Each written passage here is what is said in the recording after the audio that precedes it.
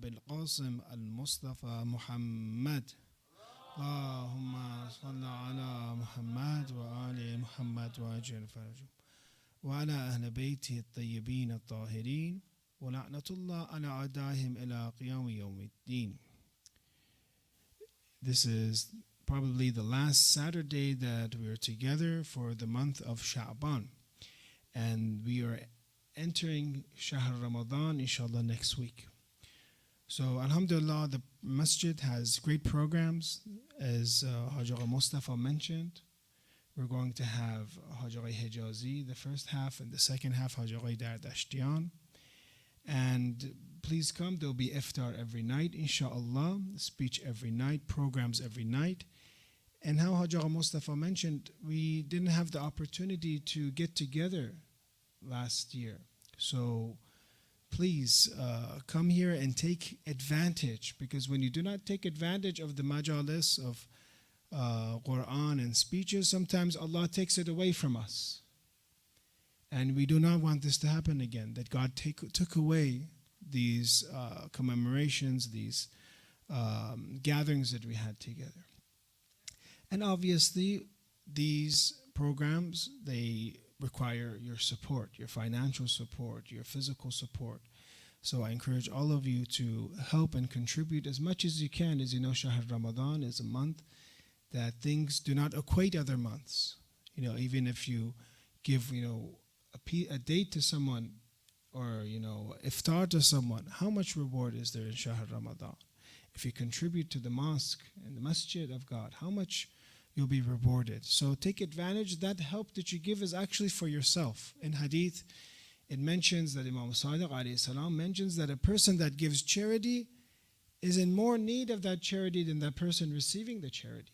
A lot of times when we give it, we think that, somebody else needs it more. No, we need it more.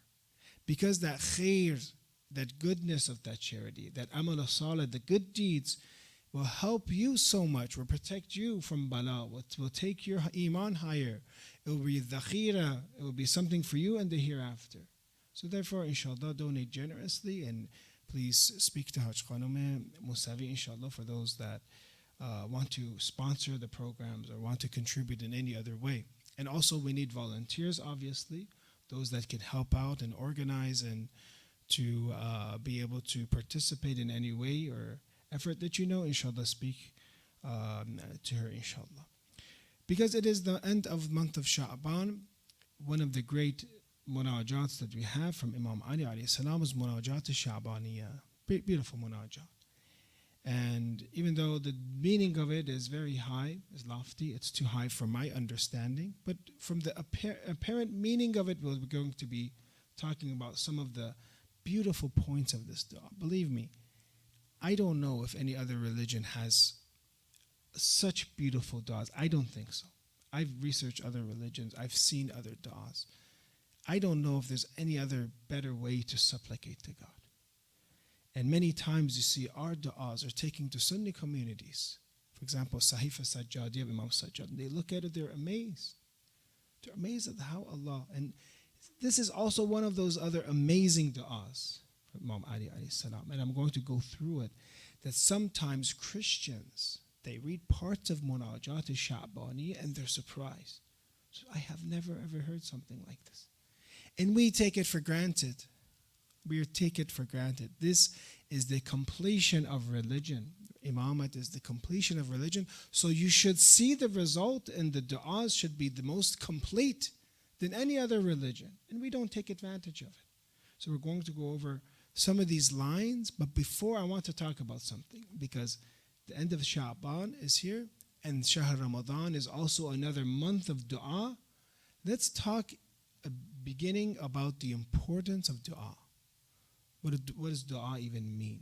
Why do we even do it? One of the beautiful verses of the Quran that talks about dua, and Allama Tabatabain al-Mizan mentions many points about this verse, many tafsiri points, is 2:186 in Surah Baqarah 186. وَإِذَا سَأَلَكَ عِبَادِي عَنِّي, and when my servant ask you concerning me, few tafsiri points. One, here you have different forms in Arabic. Here it is the mukhatab, meaning I, me. When ibadi, my servants, anni, about me. Allah is speaking directly and using the first person here to say you're asking me, you're talking to me, you want to worship me. That's the first thing. Directly he's talking himself. Not when they ask him, like Huwa Allahu Ahad, like he, God, is in the third person. This is first in the first person. When they ask me. And then second of all, my servants, not nas. It's very, in a way that's affectionate. My servants, my ibad, my slaves. When they ask me, when my servants ask me, that's the second point, then verily فَإِنِّي قَرِيب. It doesn't say, answer to them, قُل إِنِّي قَرِيب. It says, إِنِّي قَرِيب. Without even saying قُل, say that I am close. Immediately Allah says, أَنَا قَرِيب. فَأَنِّي قَرِيب. I'm close. Meaning that qurba of God has always been there when you're making dua, when somebody is asking and does su'al, because su'al here means question in Arabic, but su'al and in this verse obviously means to ask. When someone does su'al, it means to ask. When they ask, tell them that I am close. I have not gone anywhere. When you're talking to me, it's not as if you have to wait for me to answer. Then it says another tafsiri point, Ujibu is fi'l al-mudari, meaning I always answer in the present and in the future. I'm always answering your prayers. I'm always answering. I'm close. I'm your Lord. I'm speaking as myself to you. When you ask me, my servant, I am close. I answer the prayer of the person that does doubt, the person that calls upon me. So they shall should answer my call and believe in me. So إذا دعاني فليستجيبوا لي وليؤمنوا بي لعلهم يرشدون, so that they can be guided in the right way. So you see about the promise that God has given to answer our dua, the closeness and proximity that God is with us. Never think, my friends, brothers and sisters, that God is far. Sometimes we are far from God. He is always present. We are far from Him through our sins, through our polluted heart. He is always present and He is always answering our du'as. So the greatness of talking to God is so important that other verses in the Quran say this, and this is an amazing fact, that if you do not do dua, if you don't supplicate, God doesn't even care for you. He likes us because we make dua. The Quran says this. The reason God likes us humans is because we do dua. If there wasn't for dua, He wouldn't like us anymore. So look at this verse. We say, thank you so much. قُلْ مَا يَعْبَأْ بِكُمْ رَبِّي لَوْلَا دُعَائِكُمْ. Say, my Lord would not care for you were it not for your prayer. He cares for us because of our dua. Why does God care for us because of our dua? What's inside dua that is so special? Why does God emphasize, I don't care for you if you don't do dua? What's inside this type of worship that we call it mukhul ibadah? We call it the center of worship, the highest form of worship. What's so special about dua? What happens when you make dua? Allah.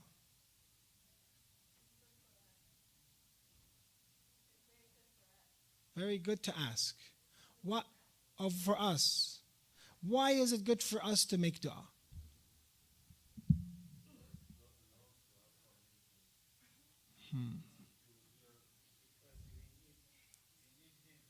Very good. Inside dua, there are two things happening, you can say. One is you make dua. Why? Who makes dua? People that believe in God. People that love Him. People that believe, one, that He is capable and answering and powerful. It means already you're testifying that you have a powerful Lord. Or else you wouldn't make dua. You ask someone that is capable. You wouldn't ask someone that's weak. Would you ask someone that's weak? No. So the first step is you're acknowledging that He is your Lord. He's powerful. He's capable. He's merciful. He will give you. You believe that He will give you. That you already are saying you have husn al-dhan with God. You have a favorable opinion about God. That's one thing already. You're making dua and saying, God, I know you will solve my problems. I know that you are capable of it. And I know you will because you love me.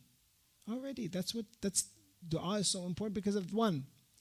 Two, that comes to ma'rifatullah. The other part is ma'rifatun nafs, and understanding ourselves. When you make dua, at the same time you're saying this, that I am incapable, that I need your help, that if you don't help me, what am I going to do?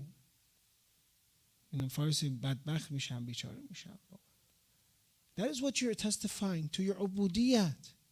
So dua, very simply, you're doing two things: the mawlawiyat of God, the lordship of God, a powerful, a capable, a loving God, and at the same time, my ubudiyat, that I am an abd, and I am a servant, I am a slave. And if you do not help me, who's going to help me? That I am in need, that you are ghani, that you don't have any need whatsoever, but I am faqir and I am in need. That's why dua is mukhul ibadah. And that's why those that don't make dua, they're terrible people. You know, everyone likes to make dua. I was making salat the other day in a neighborhood, our cousins, I call them our cousins, the Jews, because they're from Ishaq, we're from Ismail, our Jewish cousins in Beverly Hills. The other day I had to do salat outside. And sometimes you think when you're doing salat, people don't, it's going to be a weird feeling outside in the streets. Sometimes you're forced. But my recommendation is get a nice prayer mat that's soft. It makes you feel like you're at home. Get a nice prayer mat. I was praying and they're walking by. And I thought probably, sometimes, people are talking, they might say something or whatever. But this time I was walking and they said, pray for world peace. They're walking by and seeing me do salah. So pray for world peace. Why? Because everyone in general, especially in this country, they like prayer. Everyone needs it. Either they're Christian, they're Jewish, they're Muslim, not Muslim. They like dua. They believe in dua. They always say, pray for me. Right? It's not something bad. That's an inherent and fitri belief that we all have, this yearn. And psychologists call this about the religious part of human, or spiritual part of human beings. That there is a religious section in human beings. Love to call God, love to worship Him. And that's why everyone is looking to make dua. But we have the best dua. I will tell you this time and time again, we have the most detailed and the most amazing du'as from Ahlul Bayt. I think if we just put these du'as, this is just enough to be able to prove the walayat and the haqq of Ahlul Bayt. Just the ibadat that is left, these treasures that we have and we don't take advantage of. Another thing that I want to tell you about dua in worship, when you have hadith, because these du'as we have are ma'thur. Does anybody know what du'a ma'thur means? Ma'thur. Athar comes from athar, asar, ma'sur in Farsi. Ma'thur means it comes from the imams. It comes from the Prophet or somebody else. Du'a ma'thur means it's not from me. It's good to make dua yourself, and there's no problem in this. You go home privately and you make dua. It's very good. But why is it important to read the du'as that are from the infallibles? Why is it important to read their du'as? How come we can't stick only with our du'as? Why do we have to read their du'as? Because their du'as are lessons for us, to teach us, one, the mannerisms of dua, how to ask God. If they didn't teach us, we wouldn't know. If I ask you right now, write a dua for me to God, how short would it be? How make it as lengthy as you can? You would stop at one page probably. You can't make more. Half a page. And it would probably be more with cars, homes, and iPhones, and that's just how people are. So my in-laws got this car, I need this car now. I look bad, they have a nice car, I need it. Or Allah, they have this home. All our du'as, a lot of it is this way. But look at the irfan and spirituality of these du'as. Look at the lessons in there. And this is my point. When you look at hadith, and we have been studying in the Hawza, we study hadith, our fiqh, most of it comes from hadith. We have maybe 500-600 verses of Quran that talk about ahkam. Most of our lifestyle or ahkam comes from hadith.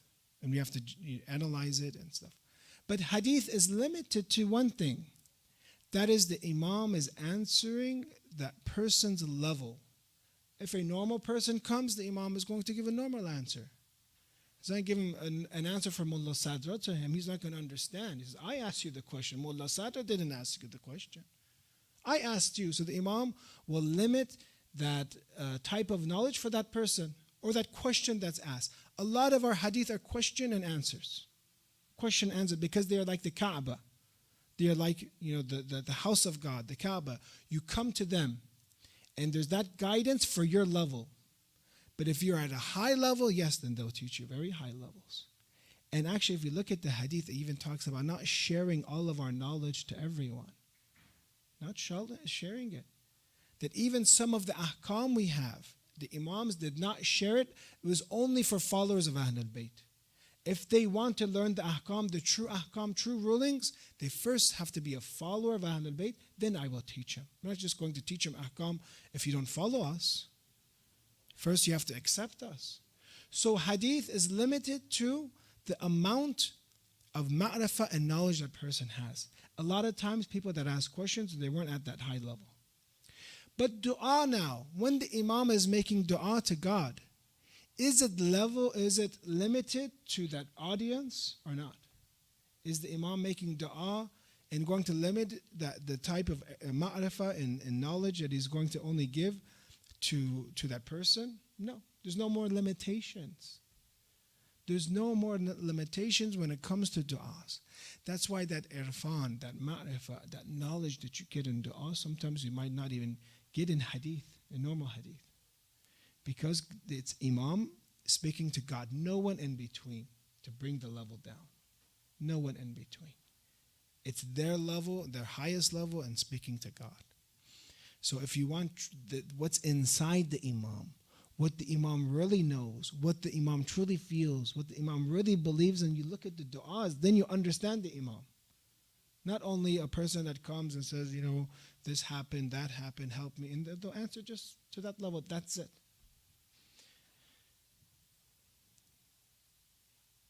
And we'll end with this. Now we're going to do tafsir, inshallah, of the Shabaniyah. Another thing is this. Sometimes people are too arrogant to make dua. This happens sometimes with us. Is it true? Sometimes I think I don't need to make dua. Did that ever happen to you? I don't need it. One type is a small type, is being forgetful. You're arrogant, but you're forgetful. You have a pill, you go to the doctor, he gives you a pill, and you forget to say Bismillah ar-Rahman ar-Rahim. You forget to say Huwa Shafi. In reality, Allah is curing me.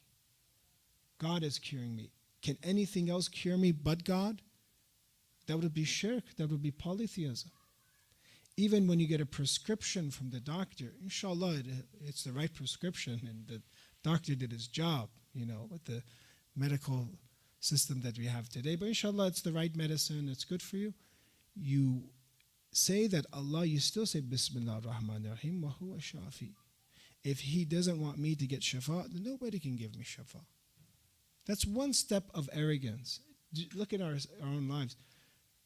When you have rizq from God, do you really say Bismillah ar-Rahman ar-Rahim, that Allah, you are my razaq, that this came from you, and if you don't give me rizq, nobody can give me rizq? Do we really believe that? So there's this constant need to make dua and permission from God, because we believe that everything that happens in this world is with His permission.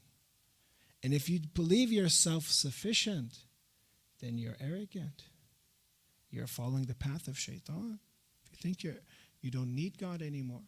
Do you need God to even breathe? Yes. Just to inhale and exhale. I need to ask Allah. I'm getting permission from Him. This is His realm. Everything is in His command.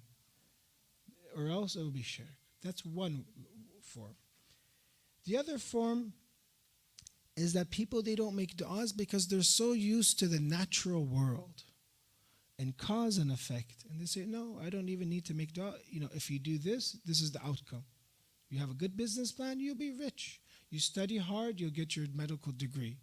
If you learn this science, you're an engineer, and this is how it's going to work. They're used to cause and effect so much that they forget that God even exists.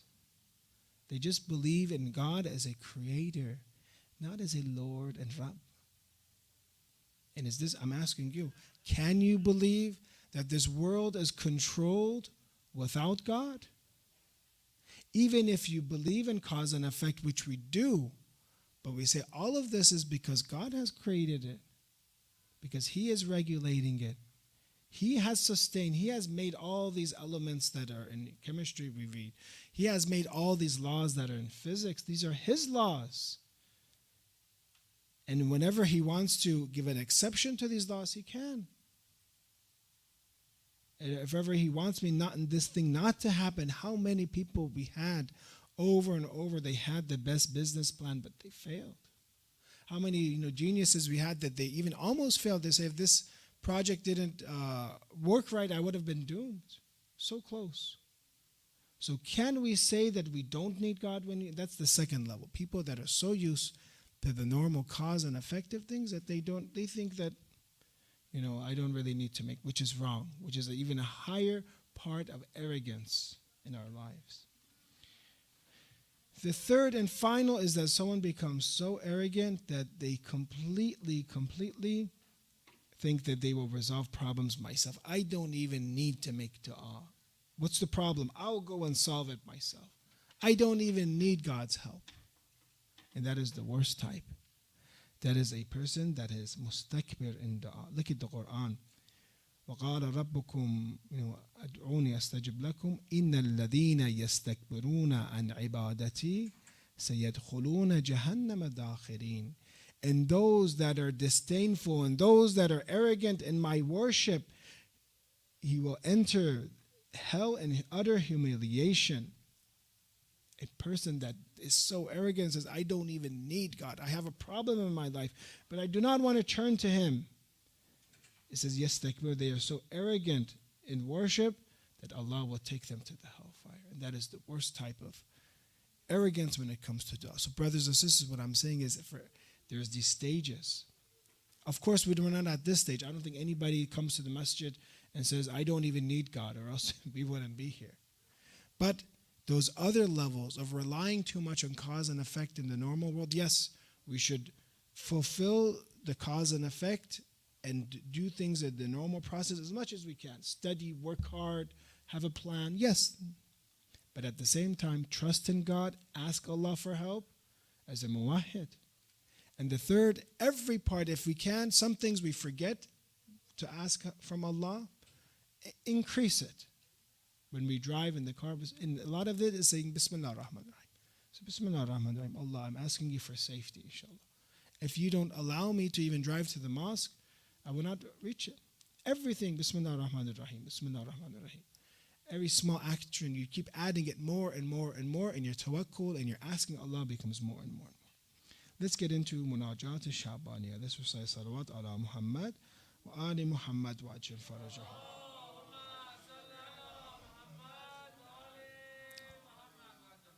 So keep these notes, things that I mentioned, it will benefit you in Shahr Ramadan.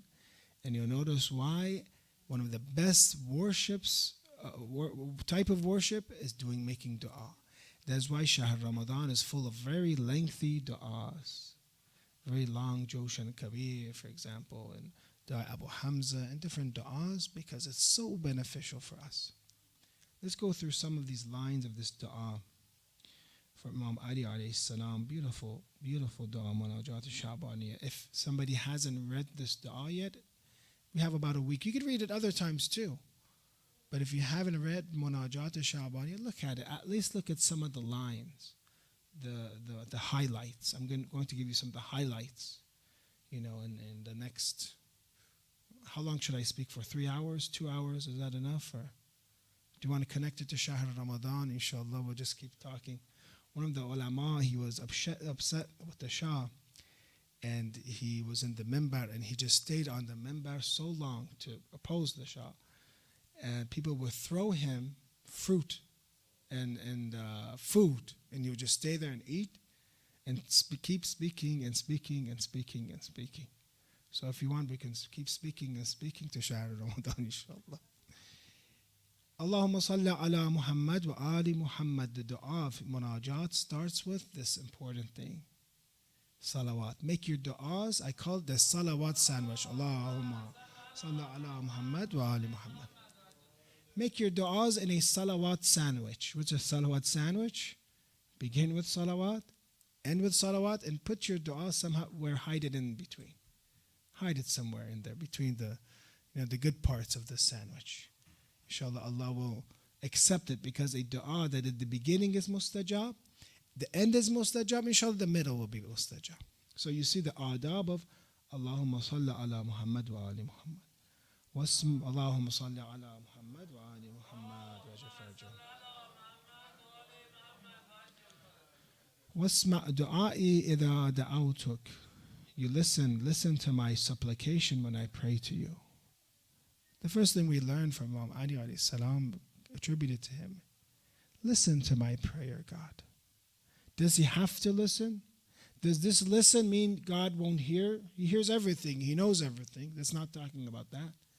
To hear wasma du'ai means answer my prayer. Make it worthy. Because some people, they make dua and Allah doesn't hear their prayers. Are there people that they pray and it doesn't get counted? Yes. Look at some of the du'as we have. After Salat al-Asr and Taqibat and Namaz al-Asr, we have Allahumma inni a'udhu bika min nafsi la tashba. I ask from a self that will never be satisfied, a nafs. Wa min qalbin la yakhsha, a heart that will never have humility. Wa min ilmin la yanfa, knowledge that does not avail, benefit. Wa min salatin la turfa. Wa min du'a'in la yusma. I seek protection from a supplication that is not responded. There are people, they make du'as and it's not even heard. Nothing happens. Because of the sins they do, because of the type of person they are. They make du'a and it's as if it just hits the wall, that's it. This is some du'as like that. We learn from this.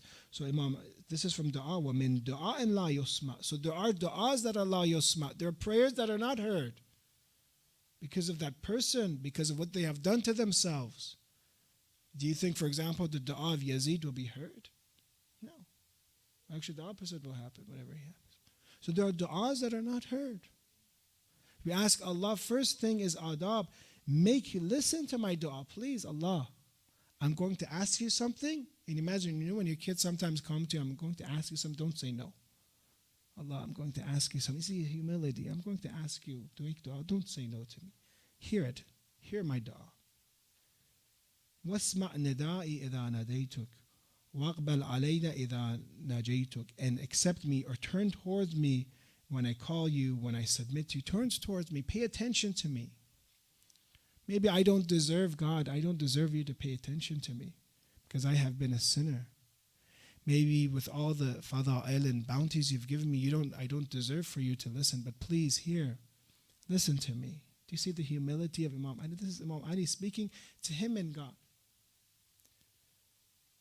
Shouldn't we be humble then in our du'as? Shouldn't we ask Allah first, listen to my du'a, look at me, pay attention to me when I listen? فَقَدْ هَرَبْتُ إِلَيْكَ. I have escaped towards you and stood before you. I have left everything and I've gone towards you. I don't have hope in anything else, God. I only have hope in you. وَوَقَفْتُ بَيْنَ يَدَيْكَ مُسْتَكِينًا لَكَ. Showing submission, I am standing in front of you. I don't have hope in anybody else, you could say. So how much are we learning? Imam Ali alayhi salam didn't even make one dua yet. We can say that maybe dua is just to listen to me. He didn't even say that line that he wanted yet. But he's teaching us the mannerisms that when you make dua to God, ask him to turn to you. Ask him to listen to you.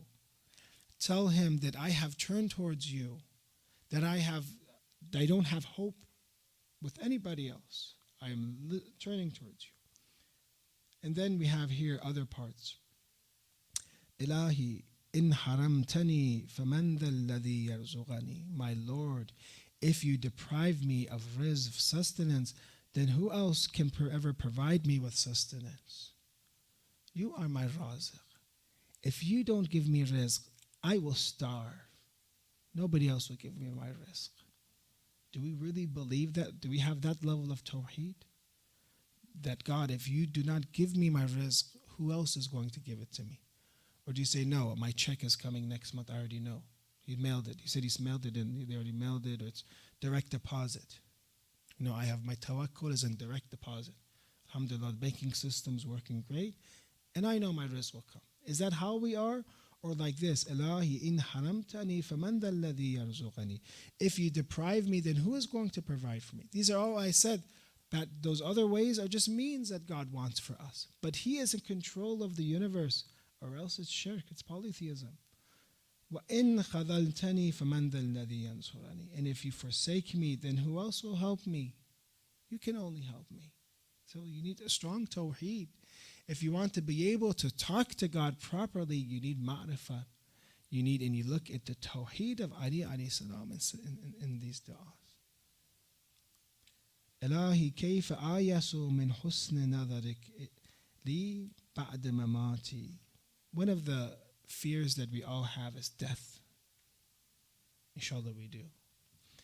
We're afraid of death. What would happen right now? We all died. What would happen? Or you died right now, or I died right now. Isn't that a fear?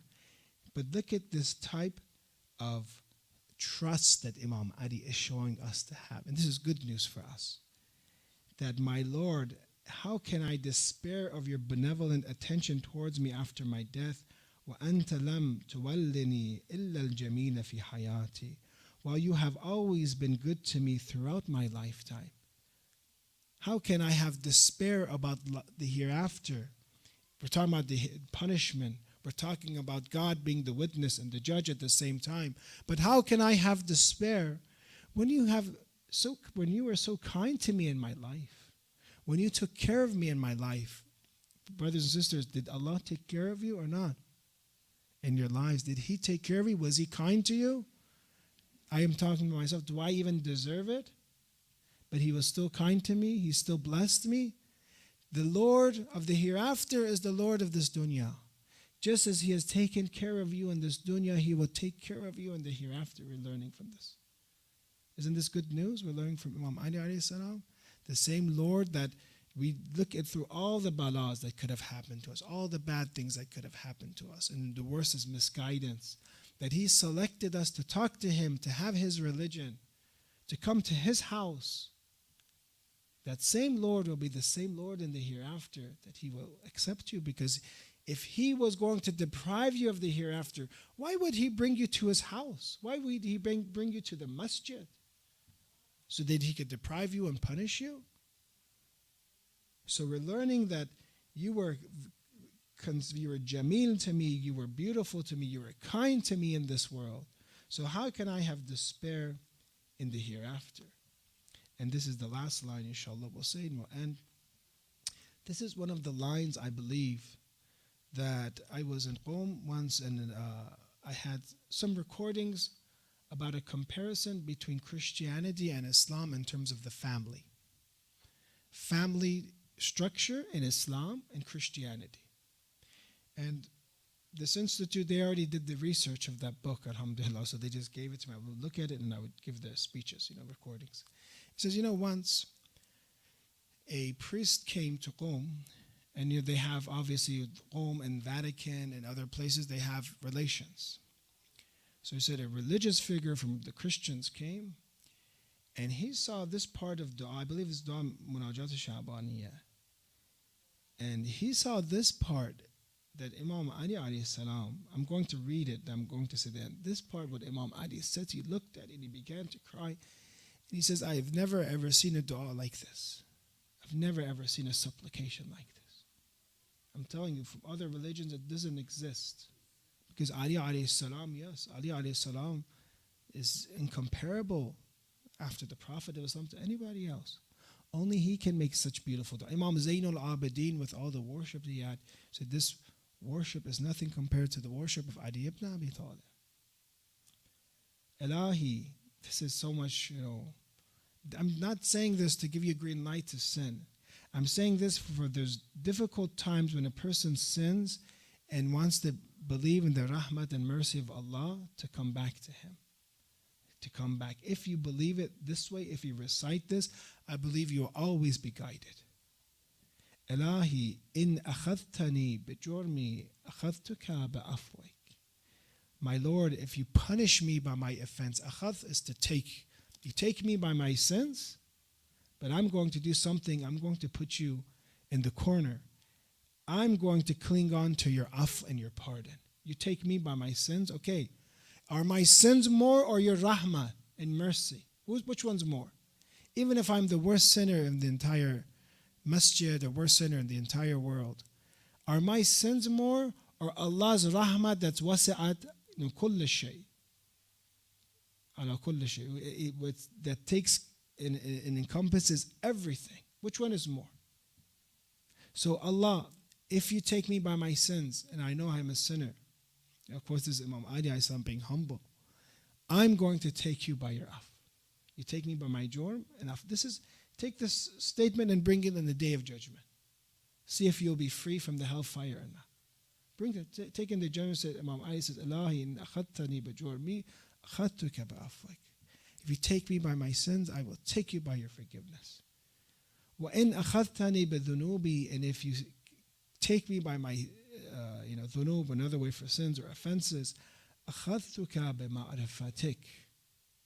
Imam Ali knows how to talk to God.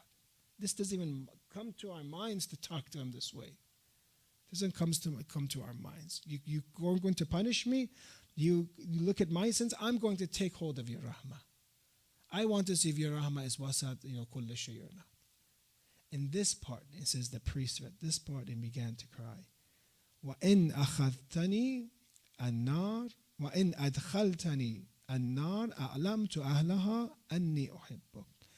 And if you put me in the fire, I shall declare to its inmates that I love you. Brothers and sisters, when somebody is a little bit mean to us, we get upset with them, don't we? Somebody criticized me, said, Abbas, you didn't speak well tonight. I said, what did you say? I'm just joking. Says, Abbas, you didn't do the salat right. I didn't like your salat. Said, Abbas, I don't like your clothes. Said, Abbas, I don't like how you look like. Who are you? You get in their face, right? Now imagine if someone were to punish me, someone were to hit me. Worst comes to worst, and when it comes to God, you say, okay, God, I'm just going to be quiet. But honestly, anybody here has this much love of God that Imam Ali alayhi salam has. If you do, tuba lakum, that if you go into hellfire, the hellfire that is made of wuqudaha nasa wal hijara, people and stones, that hellfire, God forbid you enter that hellfire, you are burning in pain. It's not like punishment of this world. They say if a part of the fire of the hellfire reaches this world, the other part of the world will boil. The heads, minds will boil. That hellfire. You enter that hellfire, and instead of saying, screaming and yelling and stop, right? You're saying, I love you, God. I love you. But only Ali alayhi salam and Prophet Muhammad could say such a thing. That's why he read this and he began to cry. In a case of extreme punishment from God, the love of Ali alayhi salam is so high that he will never cease to say, I love you. I will tell, it says, I'lam. I will tell everyone in the hellfire, everyone screaming and crying, everyone that I love you, God. So therefore we see that these types of ma'rifat and knowledge that the Imams have is so much higher than the tawheed that we have. And it's encouragement for us to, this is the way you talk to God, this is the way you believe in God, and this is the way you love God unconditionally. Inshallah, we can reach such a position, inshallah, through the love of Ali alayhi salam. If you love Imam Ali, inshallah, you'll become like him in dua. Please recite salat ala Muhammad wa ali Muhammad wa ajafar.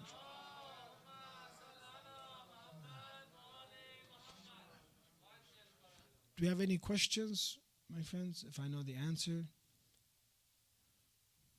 سوالی دارید؟ ببخشید. You can say it in Farsi too if you want.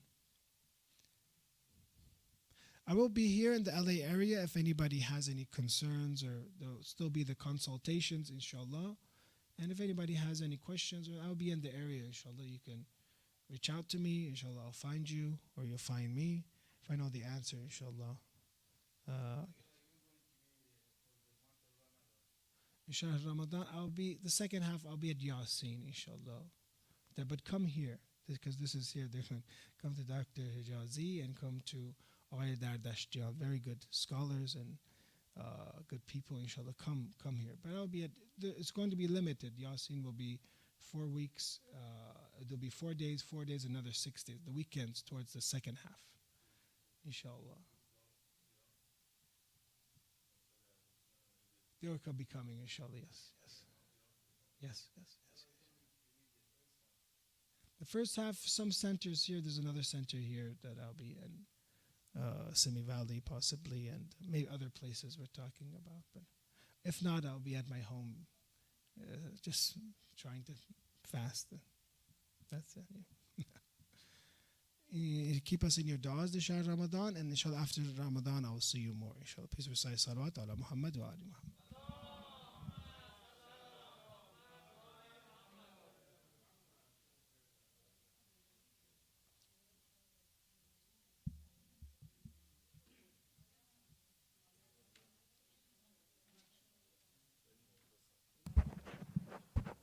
Assalamu alaikum. Okay, our line of communication would be our internet. Those of you that member of Masjid al-Nabi, fine, you receive internet, what time, when the schedule is start, when it's finished, all these things you would be informed. If you don't, if you're not subscribed, go to hijrat.info and register your name, then it come regularly, even after Ramadan. So I think that's the way of communication, because sometimes something change, so we have to have that one. Thank you to Hazago. We conclude the program for tonight, unless anybody, 2 nights of the Ramadan is already taken.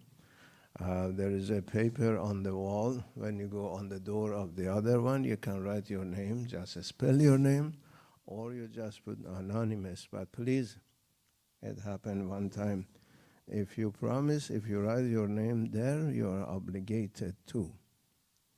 Right? Just don't write your name and then disappear. It's the content, and then what happened? Salawat.